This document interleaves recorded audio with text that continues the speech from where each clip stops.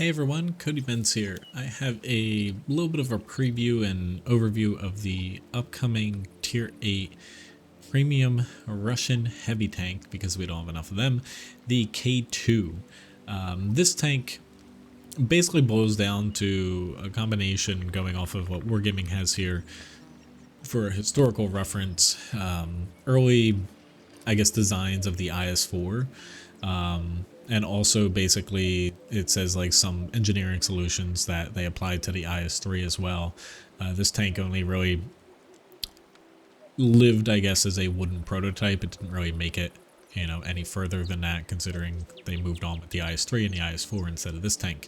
Now, what is really the draw of this tank? It's basically his armor. This thing has a lot of armor. Doesn't really have much else. It's not fast. The gun's not great. It doesn't have view range, no camo. So, ultimately this is all going to come down to how good the armor is. Now, we have a lot of Russian heavy tanks, so I'm going to be comparing this to, to a few of them. And we'll kind of go over the armor, also the other stats of this, because, whenever this comes out, whether it's an event here coming up, or they sell this as a standalone premium, is it worth getting? And if you already have a lot of Russian heavies, like, do you need another one? Or, if you're a newer player, is this a, good tank to pick up? All right, so let's get into the comparison here. I have the 703 version 2, just for the hell of it, because it's got a, pretty decent gun. Same gun as this, just double barrel, good armor. Object 252U, the Defender, and then Kirovets 1. Now, Defender has, that higher alpha gun and also higher penetration. One thing you'll notice with the K2 though, low pen on this, only 203 millimeters compared to the 703 and the Kirovets that have higher pen, even though it's, basically the same gun on it, same damage, same premium pen, just lower base pen on the K2 for some reason. Gun depression, 6 degrees, nothing too crazy there, but it is better than the Kirovets and the 703 that has -5. Now, typical Russian heavy tank fashion, 0.42 accuracy, not that good. Aiming time is decent though, you have a decent aiming time compared to these other tanks. Your DPM though is pretty bad. 1627 is your base value compared to 703, 252U, and the Kirovets that are much higher. So far, the gun isn't really wowing you on this thing, low penetration.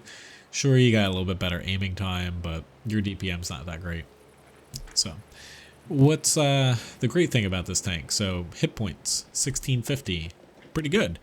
Going over, looking at the Defender here that this tank's probably going to be compared against quite a bit. You get 150 more hit points on it. That's a pretty notable amount. Armor wise too, it's pretty thick, all around. Frontally, turret, hull, sides, rear, pretty good. Those tier 6 tanks are really going to cry when they come across this thing at tier 8, when it gets released, whenever that is. Mobility though is a real stinker. 30 kilometers an hour forward, 12 reverse, specific power of 13. It's not as low as the 703, but it doesn't have the crazy terrain resistance values as that tank. So this thing's going to be slow. It's basically getting drug across the freaking battlefield. It's so slow. So it's going to be one of the slowest tier 8 tanks. Camouflage, nothing to see there, and your view range is an abysmal 340 meters. So this thing, it hits hard, but it's basically just a armored bunker, more or less. So, getting into, or segueing into the actual armor here, we'll take a look in the garage here, then we'll take a quick look over on tanks.gg as well. So the crew setup of this, pretty typical crew. It'll fit most Russian heavy tank crews, although some will have more crew members. So armor scheme. Is this thing actually worth it, based off of the high hit points and the armor supposed to be the selling feature? Kind of. It's actually pretty good. Now, your armor value, so against lower tiers, is going to be fantastic. Being everything over 200 millimeters, kind of like the Defender when it came out. Nothing could pen it with, standard rounds lower tier, because, it doesn't have any like super duper weak spots except for the cupolas.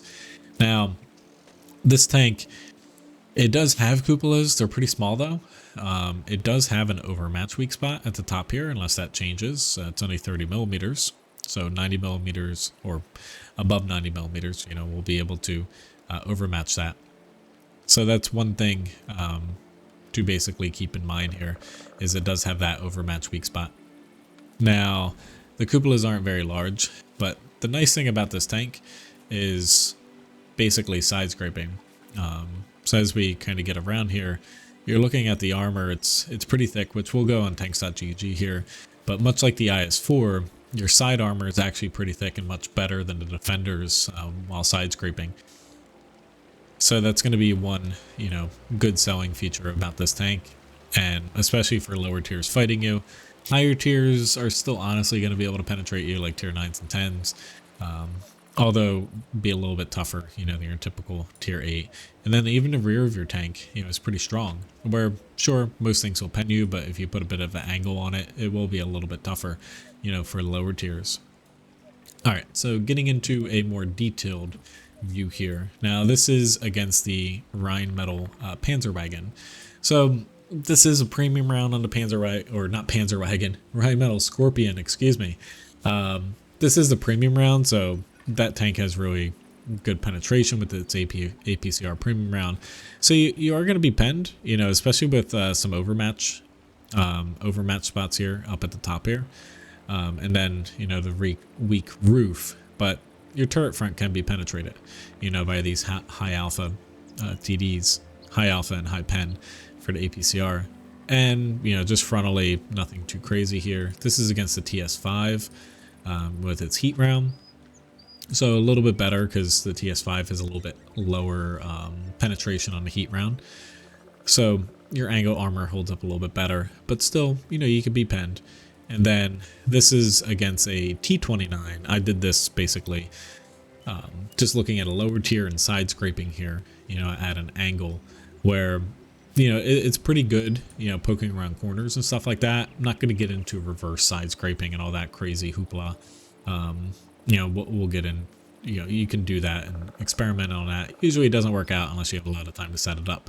But in any way, this tank is going to be really good at side scraping. That's kind of the, I guess, the point of this tank is it's got really freaking good armor, especially when you're angling it, getting the most out of it. Looking at the, so Object 252U here, so this is, you know, the same view essentially against the Scorpion. So 252U, it has those big cupolas, and whoops, wrong tank here. You know, the armor holds up. Now, you'll notice though, like you do have this upper glacis weak spot on the K2, unlike the 252U that has that really heavily angled upper glacis. So that's one thing to note when it comes to that tank. Against the TS5 here, so similar view and everything. That is one downside for the K2, is if you're not angling, you have that kind of flatter upper glacis.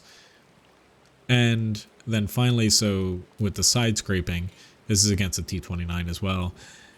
It is harder to kind of hide this 252U's lower glacis. A lot of times you get hit right about here. And then if you start angling, then they can shoot you in the side. So you're never really able to like 100% hide that. You know, granted, tier 6s and like low pen tier 7s will struggle against you. But looking at like the K2, you have a little bit more wiggle room because you can get that side to be really strong. You know, you can angle pretty significantly here and still have, you know, that really strong, you know, upper glacis, lower frontal glacis, and even the side armor. And, you know, they're really going to have to hit you in like very small spots here to be able to pen you. Whereas the Object 252U, it's a bit easier. So that's really the strength of the K2 when you're comparing it against, you know, its peers. The gun's a letdown, the view range is a letdown, the mobility's a letdown, but your hit points and your armor are very good. So is it actually worth it? You know, at the end of the day, like, is it worth, you know, going out of your way to get this tank? I'm not too sure, only because, you know, like I chose, what, a Scorpion G, TS5, and a T29. Yeah, T29 was shooting premium as well.